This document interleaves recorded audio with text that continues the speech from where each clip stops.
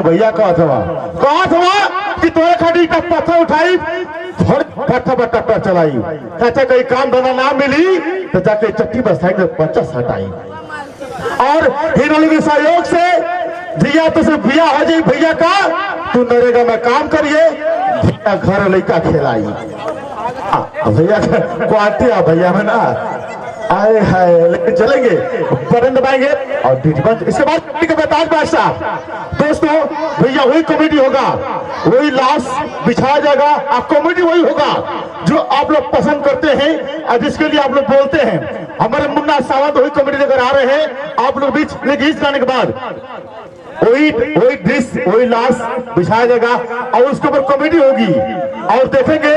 और मेरा वादा ने पूरा विश्वास है कि आप लोग हाथ लोग हो जाएंगे, ऐसा आप लोग दिखाया जाएगा, कॉमेडी होगा दोस्तों उसी दृश्य पे। चलिए भैया मैं जानता हूँ कि आप लोग को वही प्यार दुलार है। एक गाने के बाद